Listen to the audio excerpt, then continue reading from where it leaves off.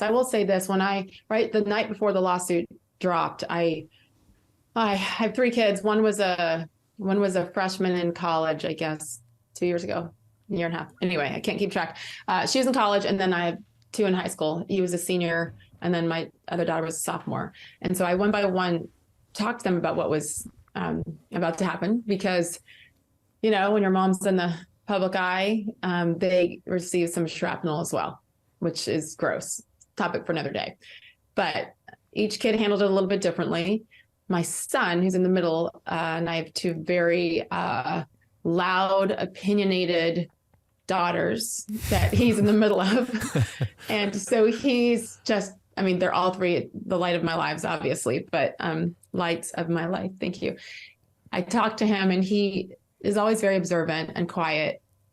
And when I told him what was happening, and I was choked up, because I was like, listen, you don't have to defend me. I just need you to know what's coming, as if somebody says something, because sometimes teachers even say stuff to them.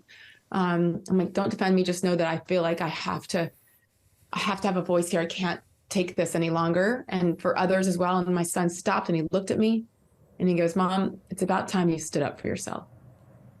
And when my kid, who was 17, said that, I get choked up every time I say it. And I haven't shared that too often, a couple times recently, because it wasn't just about me. It wasn't just about the others that I hope to help as well. My kids were witnessing it. And my son never said a word until I told him that. And he had seen me getting smaller and being fearful. So thank God I somehow found it in me, with the help of God and my family and very small group of friends, to say enough, because even my son saw it. And now, no matter what happens in the future, they can be like, my mom was crazy, my mom was whatever, but you know what? She didn't take it, and she stood up even when it was scary and put everything on the line. And, you know, everything, my entire career, my dream job that I wanted to do since I was 11 years old, financially, right? I mean, every aspect of it has been super scary and intimidating, and the biggest risk of my life. But my kids saw that at the end of the day, no matter what happened, their mom stood up. And so I feel like I've already won, because even though I don't know what tomorrow is going to bring, like my kids, I had to practice what I was preaching, especially to them. So sometimes you realize when you're old and or at your funeral, that's when people say all the nice things, right? I'm good. People can say what they want, now or then, because my kids have spoken, in particular my son, and was like, I got you, Mom. And that was like everything. Man, that had to be so powerful to hear that. Yeah, it was awesome. That had to validate in that moment everything you were doing and give you that much more confidence. And for me, I hope you realize, particularly because it sounds like your parents set a great example for you, is like, I don't think we realize the examples our parents set until we're a little bit older. Like, I think for me, maybe mid-20s, I finally realized all those things I had been observing my parents do, and the work ethic and just the good values they instilled. And now all makes sense to me, and I now appreciate it. But when you're like 18, 19, 15, you don't really, you're just, you know what I mean? Like, I was just trying to play sports, and I'm eating everything in sight. And, like you're going through the motions, but I don't think you truly grasp it. But for you, I hope you realize the example that you're setting for them is something that will probably be instilled in them the rest of their life. Resilient, being strong-willed, standing up for what you believe in. Those are incredible values that, they are getting to see through you in an extreme degree. You know what I mean? And it's so cool that your son kind of gave you that nudge of, hey, Mom, we got you. Because I'm sure, the emotional roller coaster that you endured as soon as you decided, okay, hey, we're doing this. I'm sure, I can't even imagine the mental journey that has been, the highs and the lows, as you went through it. So cool. But you know what the cool part was, is that moment, and then it propelled me. And then you file a lawsuit that was super public, obviously, but then every single day for 22 months, I went to work for the company that I was suing, and it wasn't just at work, like on national TV every day. So what was that dynamic? Were you like were you like a marked person at work, walking around the hallways, like everyone's whispering about Sage? Was it business as normal for a while? Did the rest of the company know immediately, or did they keep it under wraps? Or like, well, just walk us through that dynamic. That had to be crazy. Yeah, it was nuts. Everybody obviously knew it was super public. And I think probably the only blessing in disguise was that it was still COVID and the campus hadn't opened up really. I think they're just now getting back to 100% of people on campus instead of remote, which is insane.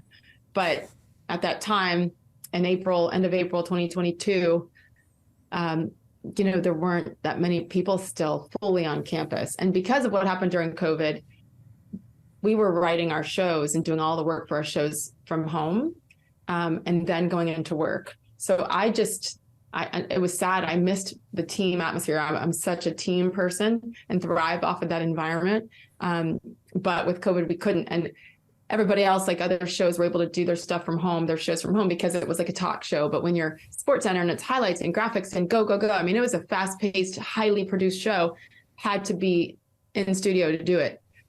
But because of that, we just kept writing from home. And so I would go in and get there at 11:45 and on air at 12 and off air at 2 and in my car at 2:05. So I didn't really see that many people, but I certainly I heard it. I was told.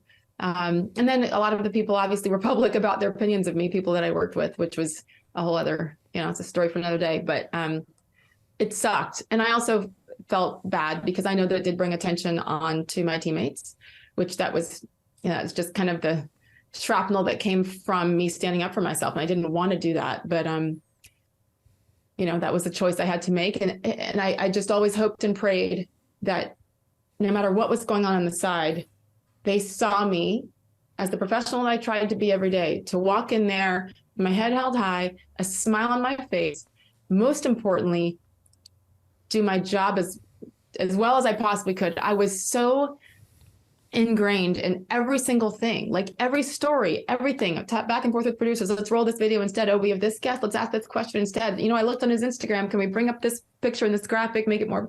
I was invested in everything to the very last day. And I treated them well because that's how I was raised. I've always treated everybody really well and kind because that's what I need too. So up to the very last day, I think I would hope that they would say that despite what was going on, I compartmentalize really well. I learned I'm good at that. Put that back here, and now I have a job to do. And I loved it, and I miss it terribly. But, we'll see what's next. And did you find yourself having, this is out of just pure personal curiosity, were you having nuanced conversations with like executives or anyone at ESPN to sit down and say, hey, Sage, like, here's where we think you went wrong, but I'd love to hear your side of the story? Because that's what's fascinating to me. That's so crazy to me that nobody, not one person, not one leader sits down and says, hey, I actually disagree with you, Sage, but here's where I'd love to hear your story, or I'd love to hear, it's so, and we already talked about it. It's like, it's so black and white. It really is like the thought police is that if you choose to step into this arena at all, you're ostracized instantly.